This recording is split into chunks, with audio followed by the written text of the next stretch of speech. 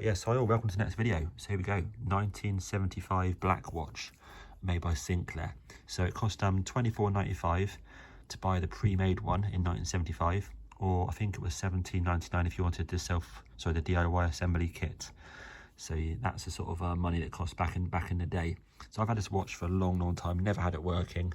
I'm missing the battery cover in case anyone sees this and has access to 3D printed ones or has access to a stash of them. Let me know. And I thought, what I'll do, I'll have a quick look at it and just see if I can get the thing working or not, because it's, it's a beautiful watch. I absolutely love it. It's an original strap on it as well. So yeah, pretty sweet. So I was on eBay having a quick look yesterday and saw that somebody actually had the back cover off, which I didn't even realise how this came off. So I literally picked it off and it came straight off. Underneath there, obviously that's normally inserted there. I pulled off just one tab just here, gently with a set of pliers, just in there, and then just wiggles the assembly loose.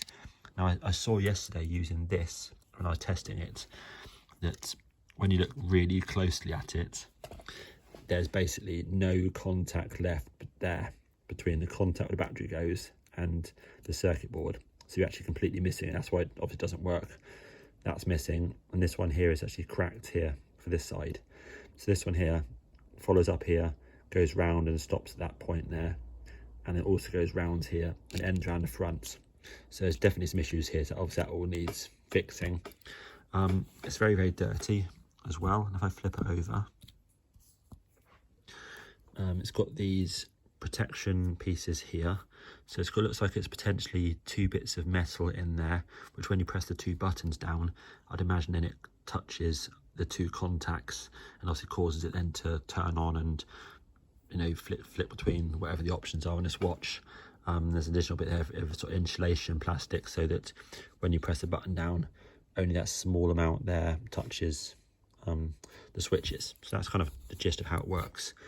But this is literally the first time I've ever looked inside these watches. So you can see here there's lots of sort of crap or corrosion or whatever that is on there. You can sort of see here there's the green corrosion on there as well. So I'm going to clean it up now with electrical contact cleaner. And once it's nice and clean, then obviously I can then decide how I'm going to fix this.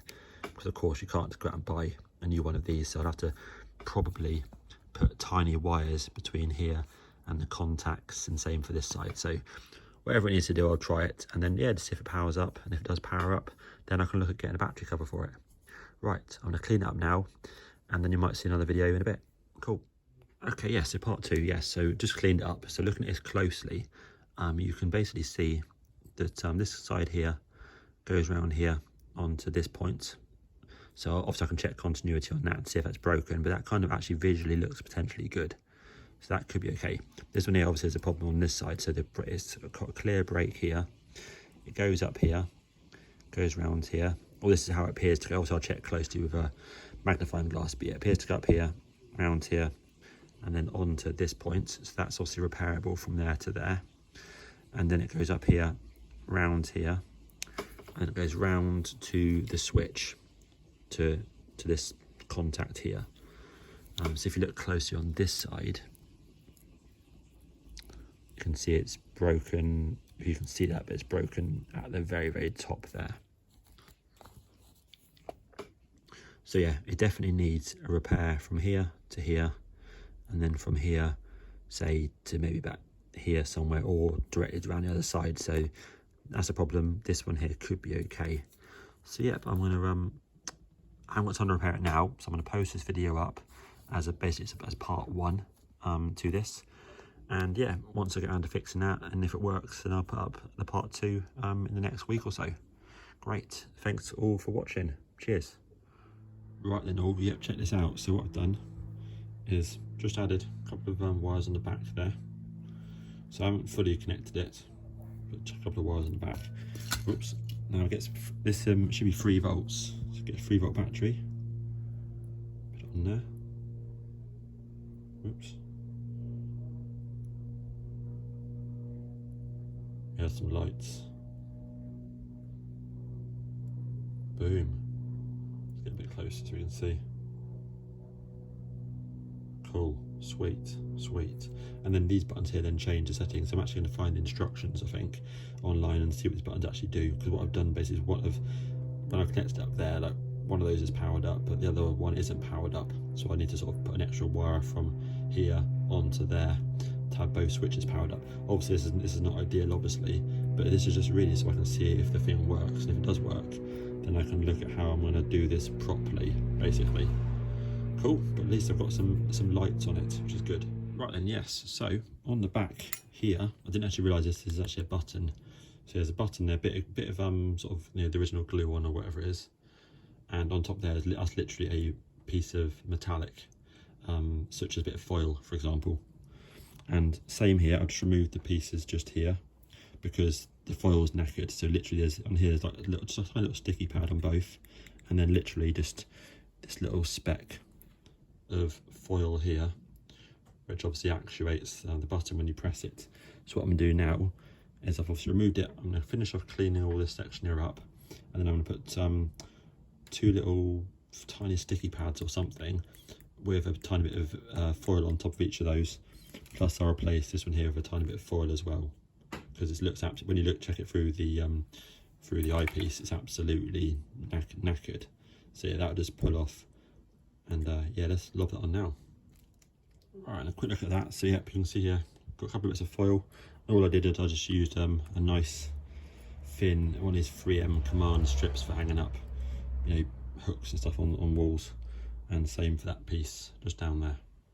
Right, let me put the watch back together again and just see, you know, if it does anything. Right, yes, so it's all back together in there, all clipped in nicely with the little clips just on the sides here.